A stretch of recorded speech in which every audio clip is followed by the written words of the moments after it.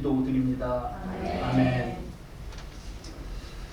예, 주보에 절기가 함께 소개돼서 실리고 있는데 지난 주일부터 교회의 절기가 대림절로 그렇게 바뀌었습니다.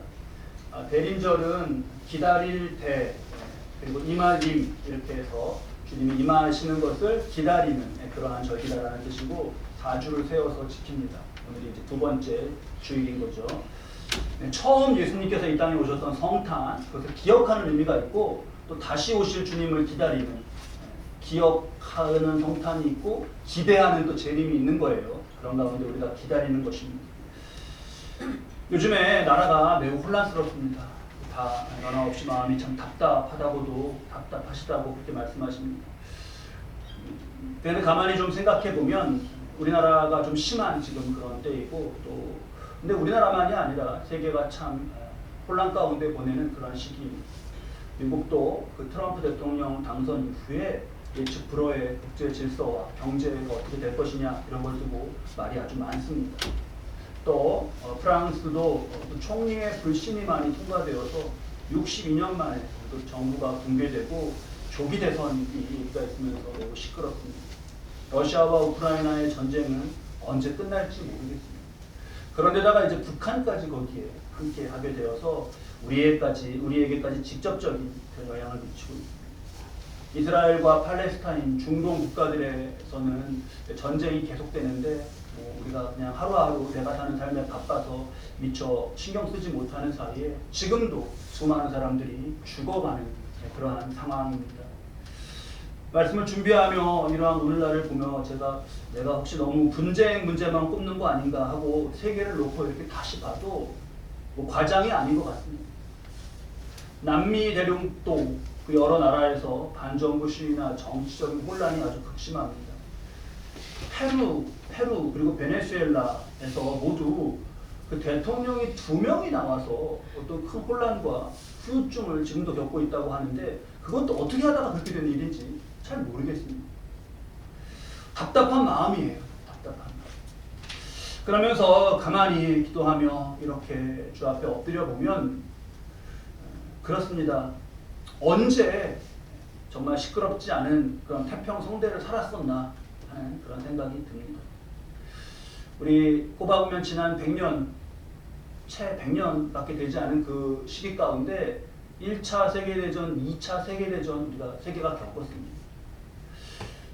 그런 가운데 일본에는 핵폭탄 한 번에 수십만의 사람이 죽는 핵폭탄이 2번이나 떨어졌어요.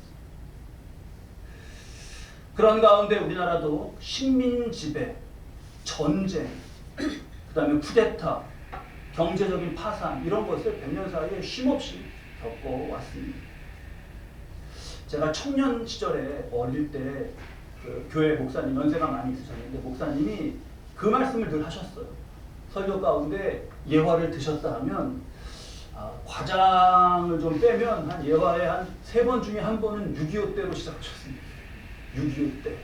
그러시면서 늘 지금 자신의 자식과 그러니까 이제 저희 같은 세대요. 제가 어릴 때 그 세대였죠. 자식과 손주 세대가 전쟁으로 춥고 배고픈 그런 공포 가운데 지나지 않는 게 너무 감사하다는 말씀을 하시더라고요. 한번 듣고 참 좋고 그랬는데 계속 6.25 때 하시니까 정말 6.25 때라는 말을 귀에 못이 박히게 들었습니다. 근데 저도 작년에 생각해 보니까 그렇게 6.25 때를 막 생생하게 늘 말씀하시는 게 왜 그랬는지 이해가 됩니다. 그게 그냥 엊그제 일로 느껴지시는 거예요. 저도 때로 이렇게 관심사를 목사님들과 나눌 때 우리 이제 남자들이 축구 좋아하지 않습니까? 그러면 모여갖고 커피 마시면 야 2002년 때 그때 광화문에서 막 대한민국하고 그때 막 흥분해요. 그때 이영표가 센터링을 올렸을 때 가슴으로 받아갖고 차 넣은 게 누구죠? 그게 박지성이에요. 그래서 막 박지성이 된 것처럼 막 얘기하고 그러는데 근데 2002년이 지금 22년 전입니다. 눈앞에 생생해요. 그러니까 제가 70년대, 80년대 목사님들한테 그렇게 말씀을 들을 때 목사님들이 6.25가 눈앞에 생생하신 거였어요. 아 그러셨구나 싶었습니다. 자,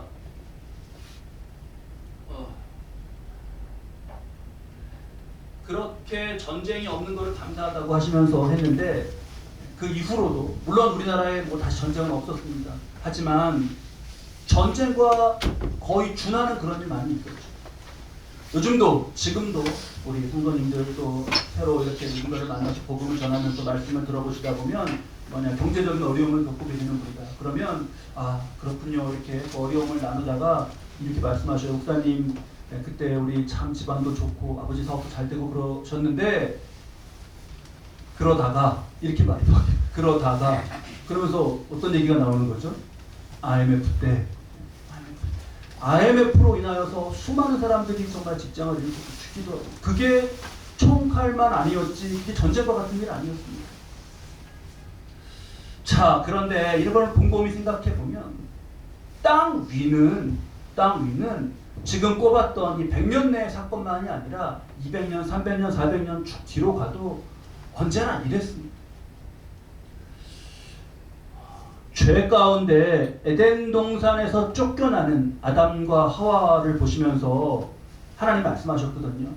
땅이 내게 가시덤불과 엉겅퀴를 낼 것이라 그러셨어요. 땅이 가시덤불과 엉겅퀴를 낸다는 게 무슨 말일까? 무슨 말씀입니까? 농사짓기 힘들다는 말씀입니까?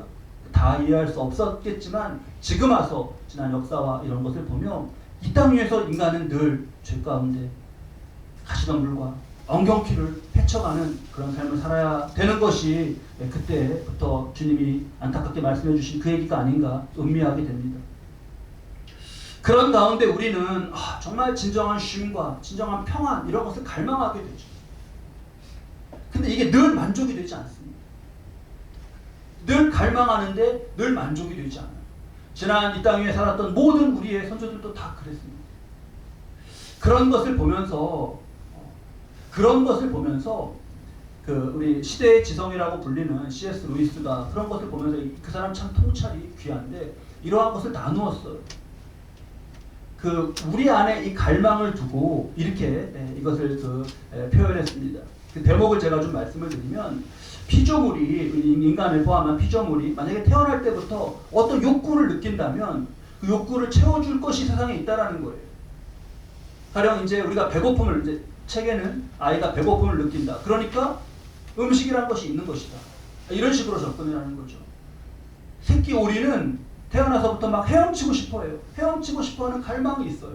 그러니까 호수가 있고 그 위에서 헤엄을 치고 이렇게 살아가는 거다라고 하는 거죠.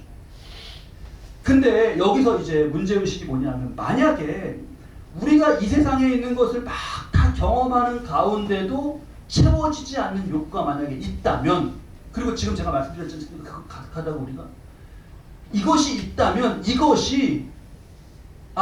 보면서 내가 분명히 이거를 채워주는 짝이 있는 거 다 있는데 법칙을 보니까 만물의 법칙을 보니까 이 땅 위에 없다라는 건 그것은 내가 이 세상이 아닌 다른 세상에 맞게 만들어졌기 때문이다 라고 생각하는 것이 가장 그럴듯한 얘기가 아닙니까? 이렇게 던진 거예요. 이 C.S. 루이스의 담담하게 표현한 그 말이 영국의 지성계를 흔들었죠. 그래서 이런 얘기가 담아서 순전한 기독교라는 책을 냈는데 이 순전한 기독교는 20세기 기독교 명저를 꼽을 때 1위를 하는 그런 책이 됐습니다. 이게 왜 굉장히 신선하고 충격적이었냐면 보통 하나님을 다 밖에서 찾았습니다. 우리의 밖에서. 야, 안 믿는 사람이 와서 그러죠. 야, 하나님 믿어. 같이 교회 가자. 그러면 하나님 뭐 보여줘봐.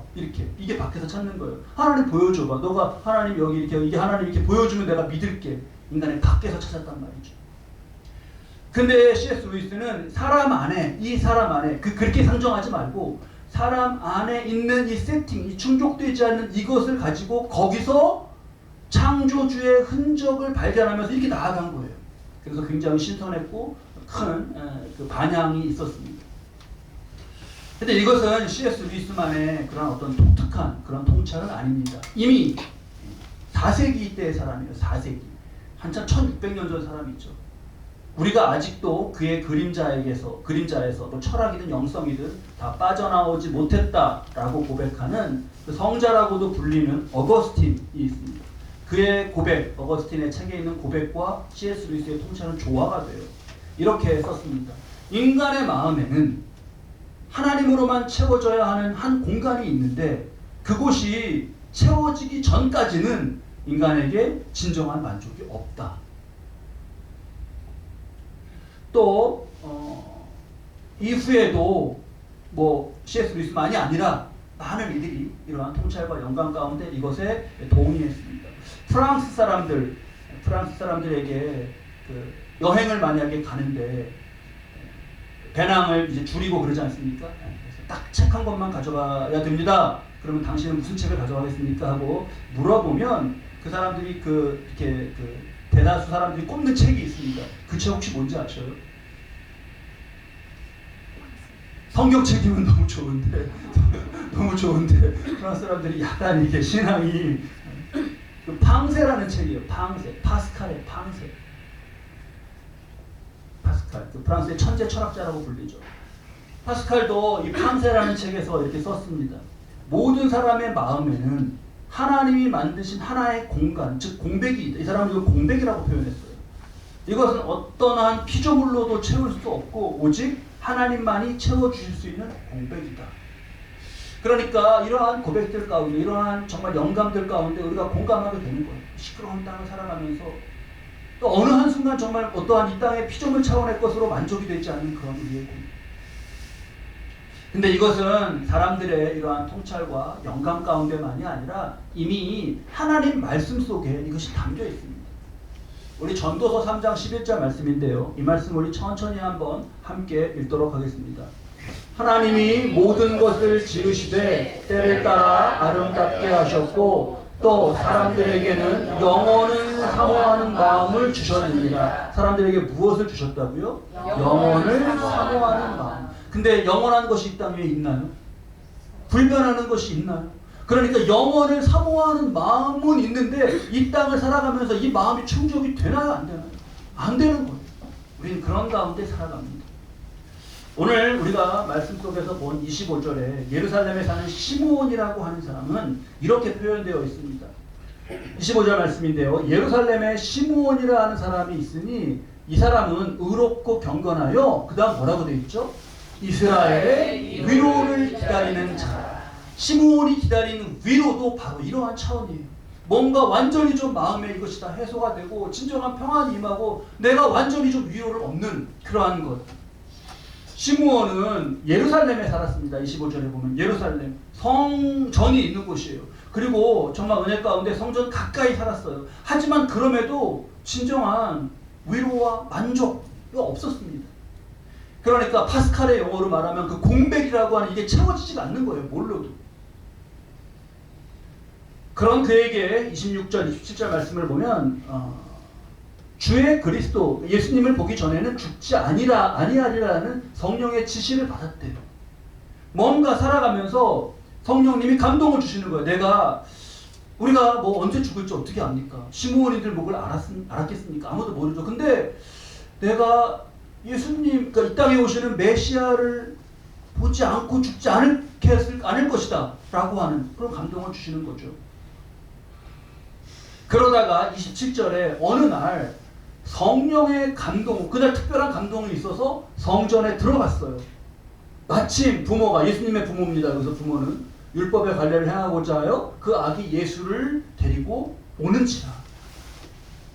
그래서 시므온은 예수님을 봐요. 아기 예수님을 봅니다.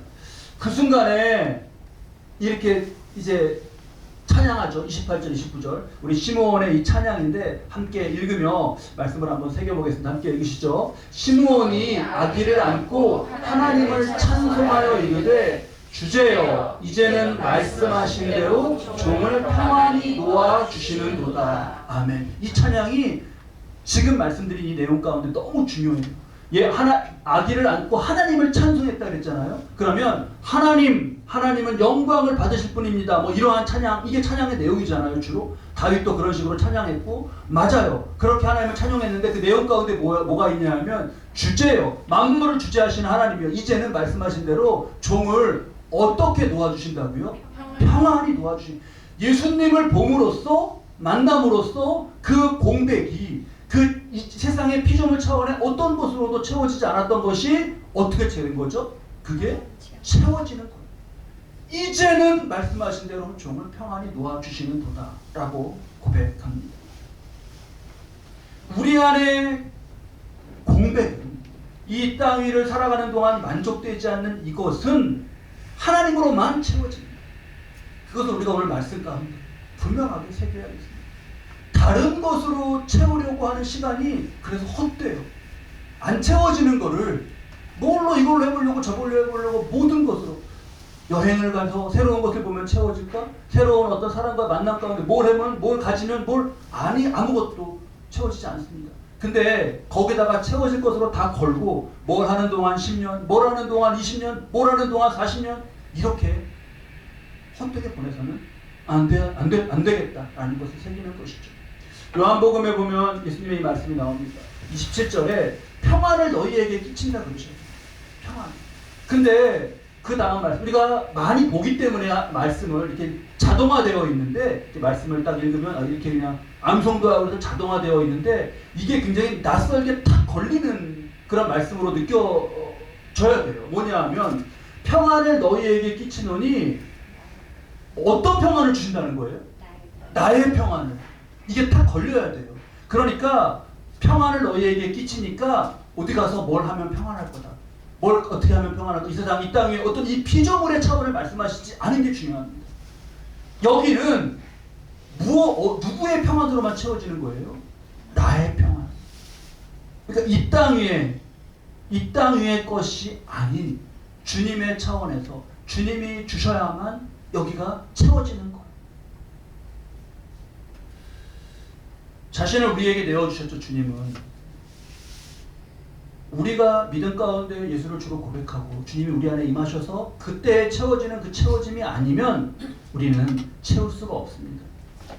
이 대림절, 이 기간은 인간의, 우리 안에 있는 이 채워지지 않는 갈증을 고백하는 그런 기간이고요, 그것을 주님만이 채우실 수 있음을 또한 고백하는 그런 기간입니다. 그걸 기다리는 거죠. 우리는 땅에 살아요. 오늘 땅에 살고 내일도 여기서 살 겁니다. 데려가시기 전에 하나님이. 그럼 이 땅 위에 사는 동안 열심히 살고 성실히 삽니다. 하지만 뭐가 다른 거냐면 진정한 만족을 여기서 구하면서 사는 게 아니에요. 열심히 살고 성실히 살고 거두기도 하고 무엇도 있고 다 하지만 그것은 우리의 믿음 가운데 최선을 다하는 삶으로 사는 것이지 진정한 만족을 여기다 걸지 않는 거예요. 바꿔 말하면 진정한 만족을 여기다 걸고 그것으로서 그걸 진정한 만족을 줄 거라고 추구하는, 그게 다른 말로 하면 우상숭배가 되는 겁니다.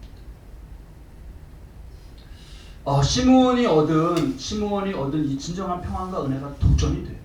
그래서 시므온을 다시 이렇게 보게 되고 그 사람은 어땠나 이렇게 보게 됩니다. 25절 말씀을 보니까 예루살렘에 시므온이라는 사람이 있으니 이 사람은 의롭고 경건하였다고 그렇게 소개되고 있습니다. 의로운 건 뭐냐 하면 하나님 앞, 의롭다는 건 그거예요. 이게 디카이오스라는 그런 헬라어인데 하나님의 법을 준수하는 것이다, 뭐 이렇게 사전적으로 되어 있어요.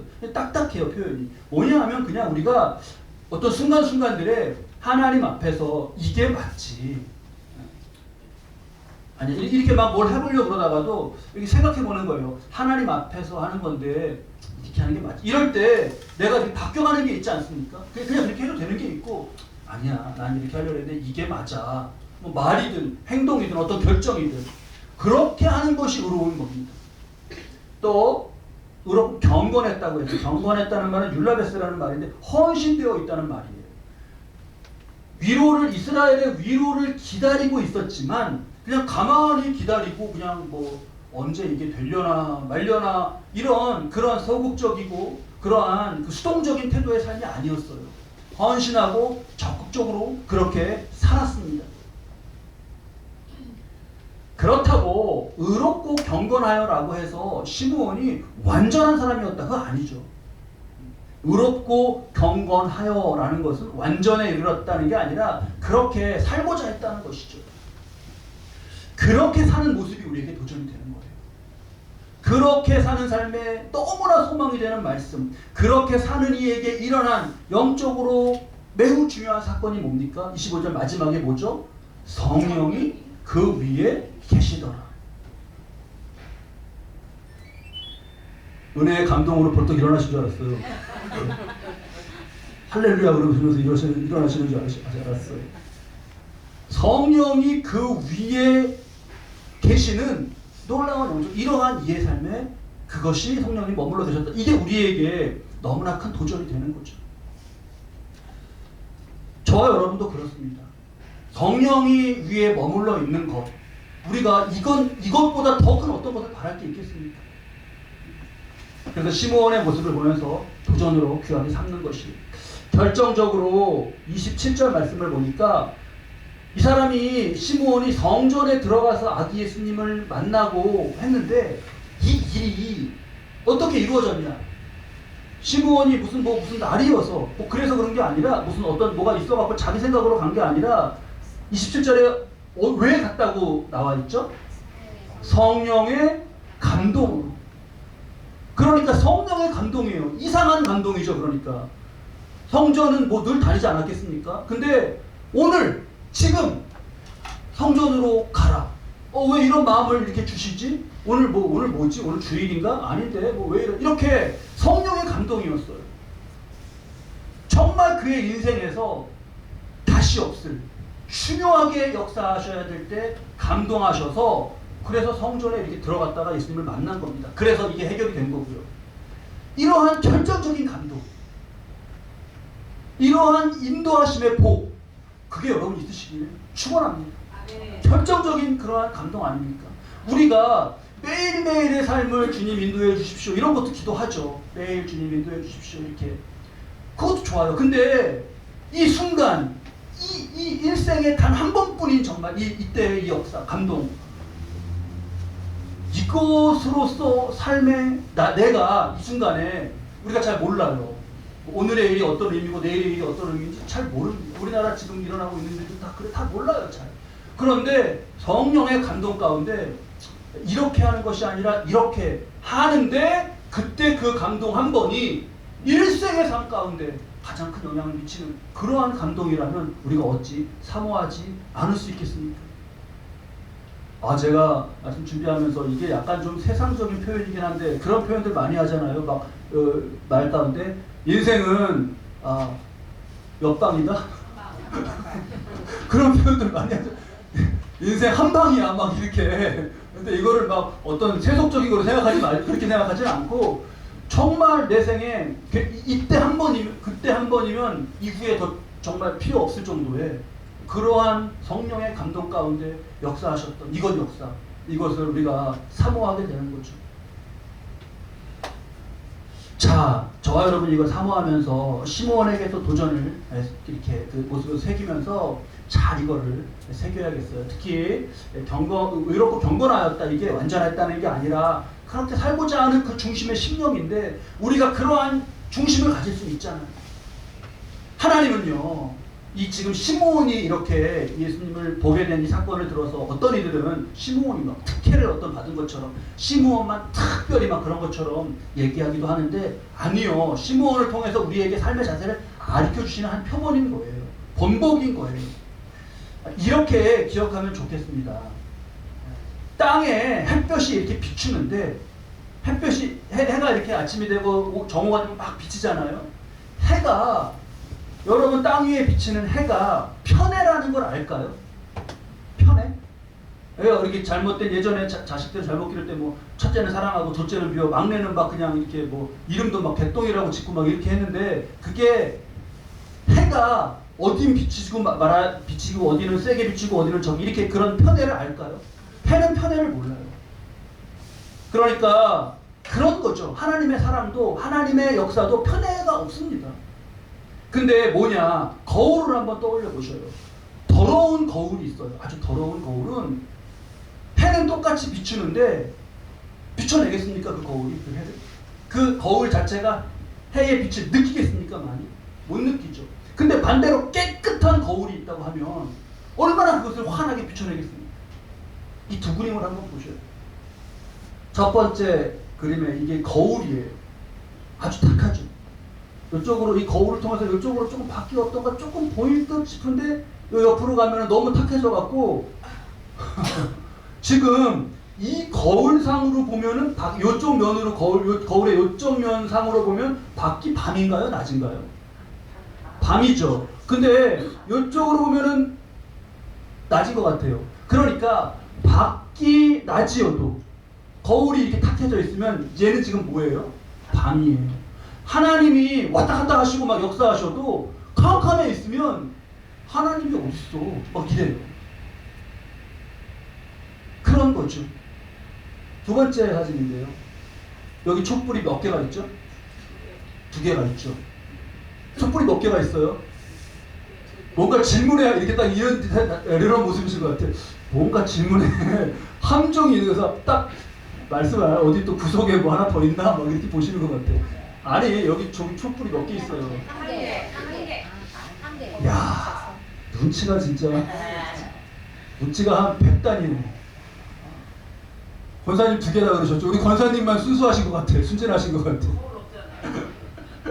저게 어둡게 해놨는데 초는 하나예요. 하나는 진짜 초고 하나는 비춰진 거예요. 앞에 있는 게 진짜 같고 이게 비춰진 것 같으세요? 아니면 이게 진짜인데 이게 비추고 있는 것 같으세요? 앞에 진짜. 앞에 게 진짜? 뒤에 게 비춘 거? 뒤에 게 진짜 앞에 게 비춘 거 아니에요? 아니에요? 또 모릅니다. 어쨌든 초는 하나예요. 이게 뭘 말하는 거냐? 거울이 정말 온전히 잘 비춰내면요, 그 비춰진 것도 진짜로 보일 정도로 비춰지는 거예요. 그러니까 우리가 이러한 거울이 되는 것에 대한 도전이 있는 거죠. 정말 주님 앞에서 내가 이렇게 하는 것이 맞나? 내가 이렇게 살려고 하다가도 주님 앞에 다시 한번 기도하는 순간에 내가 이렇게 하는 게 맞나요, 하나님? 아닌가요? 알려주세요. 감동을 주세요. 말씀 가운데 깨닫게 해주세요. 하는 게 그게 거울로서의 나를 닦고 있는 거랑 똑같은 거예요. 이게 안 닦여 있으면요, 온 천지가 환하고 밝고 막 그럴 때에도 혼자 어둠 가운데 어두컴컴하게 죽음과 이게 절망이구나 그러고 있게 돼요. 그런 거울, 더럽고 탁한 거울이 되는 거죠. 깨끗한 거울, 깨끗한 거울, 도전이 됩니다.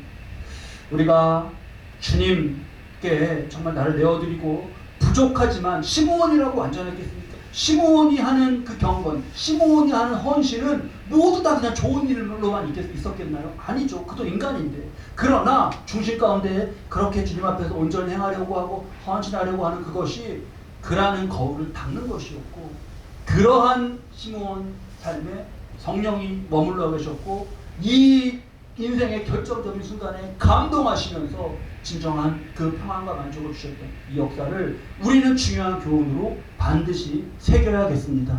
저 여러분, 우리도 부족하고 연약하나 정말 중요한 생의 순간에 우리가 거부할 수 없는 그러한 성령의 감동으로 하나님께서 우리를 강권적으로 복된 길로 인도해 주시는 그런 역사가 있기를 축원합니다. 그러한 길로 나아가기 위해서 주님 앞에서 온전히 살아가고자 하는 그런 마음을 잘 닦인 거울의 모습, 그러한 신앙으로 거듭 자라가는 그런 대림절 되시기를 주님의 이름으로 축원합니다. 기도하시죠.